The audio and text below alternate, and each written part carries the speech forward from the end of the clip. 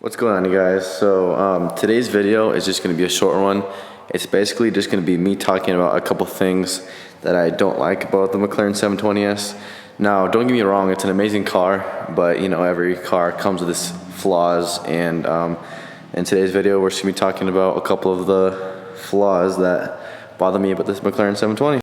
Okay, so the first thing that I don't like about the McLaren 720 is the storage.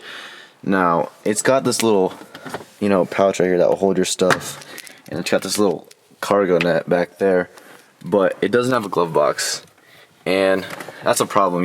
I use the glove box to carry like a lot of my important things, and without that glove box, items, you just have to set them in the seat, and they just tend to slide around. You really can't stick a lot of items in this, maybe a couple papers in there, but without a glove box you really lose a lot of that storage capacity that you would get where if you had it. So another thing I hate about this car is like the glass in this car is constantly breaking, and McLaren blames the glass manufacturer for that, and the glass manufacturer blames McLaren for the design. But as you can see right now, we actually do have a split in the glass right there, the second time that has happened on that side.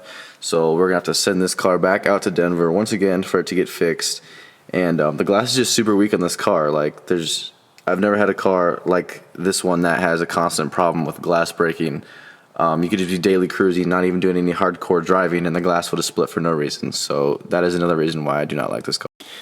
Another reason why I do not like the McLaren is because this car collects a ton of rocks.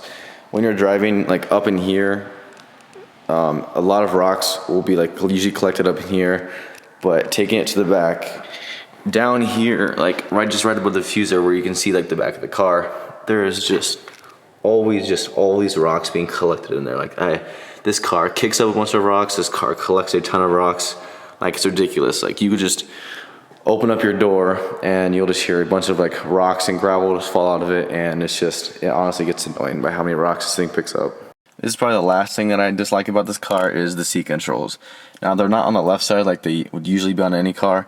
They're down here on the right side of the seat, and they're pretty hard to get to, and they're just like inconvenient. You have to like squeeze your hand into this tight space, and you have to mess around with a bunch of the switches and figure out which one is which, because I can never even remember that. I've driven this car countless times and I can just never remember which button does which, and it just gets annoying, like trying to squeeze your hand down there, trying to figure out which button moves it up, moves it down, back and forth. I don't know, I don't like it at all. But yeah, that is all that I have to say about my dislikes for the McLaren 720, and obviously it's a crazy car. Still an amazing car, even with the couple flaws it has, but that's expected with any car. I do prefer this car still over the Ferrari 488. I like it. It looks better, it's faster, sounds better. The butterfly doors, I know who doesn't love those doors. But yeah, so that was just a couple of things I didn't like, and we'll see you in the next one.